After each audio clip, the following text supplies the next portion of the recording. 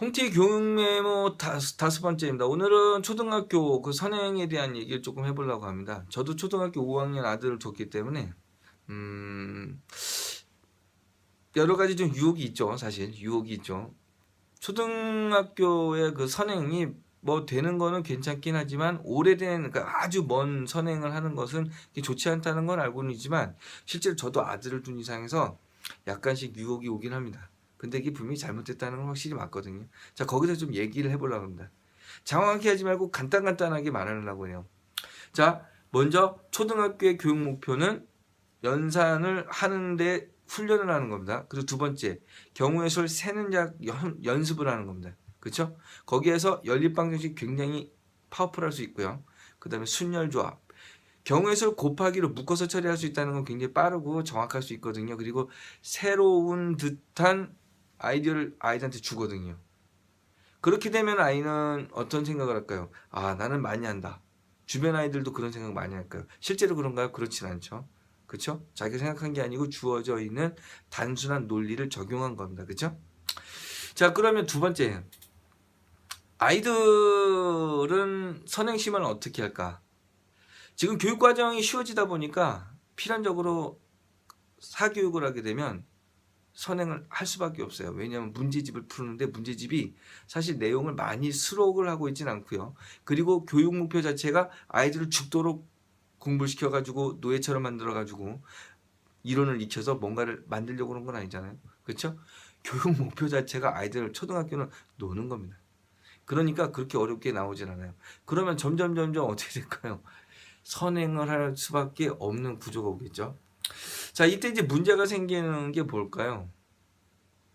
자, 아이들의 문제점을 이제 얘기를 해보고 싶습니다. 자, 첫 번째 문제점은 어떤 걸까요? 아이들이 오해를 하게 됩니다.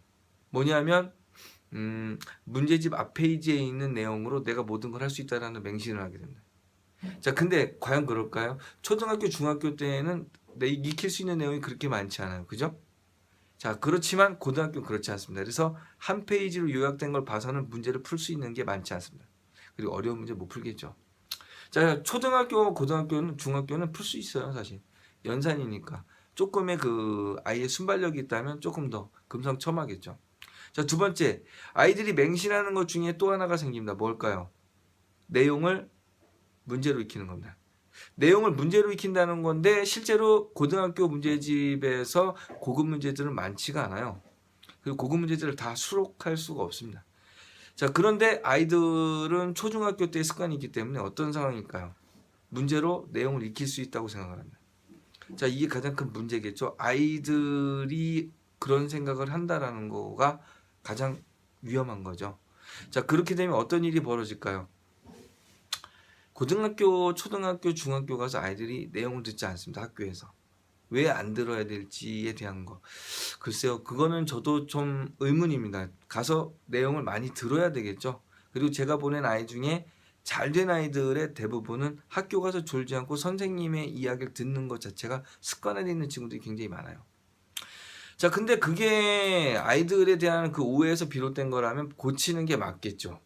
자, 그러면은 초등심화는 어떻게 되는 게 맞느냐라는 생각을 해보면은 저는 아직도 초등심화보다는 지금 현재 교과 과정에 충실해서 학교 가서 아이가 자신 있게 이야기하고 자신 있게 발표하고 그런 게 가장 좋다고 생각을 합니다.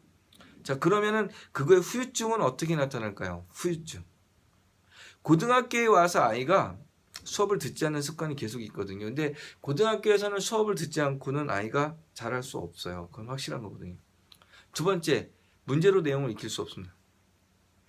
디테일한 부분이 생기거든요. 이론적인 부분에서 지금 단순 연산에 대한 커다란 대수적인 어떤 게 아니기 때문에 분명히 자, 물론 이제 대수적인 부분에도 정수론 쪽에는 그런 어떤 선행에 대한 효과가 분명히 있을 수는 있어요. 왜냐하면 초등학교에서도 수체계에 대한 그 아이들의 정수에 대한 어떤 계획, 그런 어떤 규칙성들을 전달을 해줘야 되지만 그게 전달이 안 되다 보니까 그게 선행에서는 약간 빛을 볼 수는 있습니다. 실제로 그런 분야도 있기는 한 거거든요.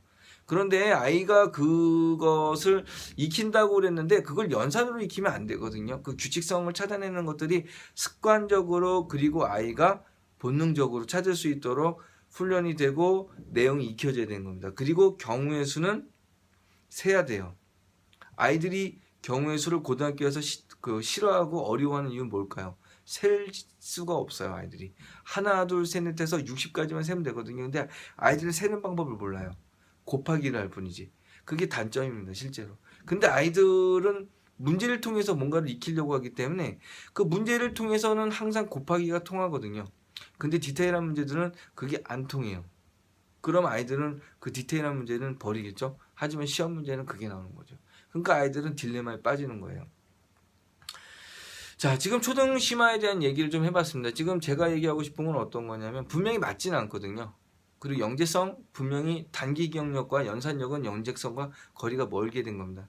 그런데 아이들은 어떤 생각을 합니까? 그거로 모든 게 다 통할 수 있다라는 만능주의가 생기고 마약 같은 생각을 하게 되는 거죠. 그래서 초등 심화라는 부분은 글쎄 어떤 정도가 맞을까? 저는 1년 정도 괜찮다고 생각합니다. 1년. 그리고 더 중요한 거는 자기가 지금 배우고 있는 교과 과정에 충실할 필요가 있다는 거. 그리고 아이들이 선생님에 대한 이야기를 분명히 귀담아 들어야 될 그런 습관을 길러야 되는 것이 분명히 맞는 거라고 생각을 합니다. 그래야만 앞으로 고등학교에 올라가서도 새로운 이론들을 접근을 하는데 큰 무리가 없거든요. 그래서 지금 많이 생각을 해본 거 초등심화 어떤 거 안 좋죠. 확실히. 하지만 유혹은 있습니다. 또 효과 만점이죠. 사실. 하지만 그 효과가 정말 힘을 내야 될 때 그 힘을 낼 수 있는지는 미지수입니다. 여러분이 선택을 해야 되겠지만 글쎄요. 맞는지 안 맞는지는 고등학교 올라와 보시면 분명히 경험할 수 있을 겁니다. 홍채어톱이 5번째 이야기였습니다.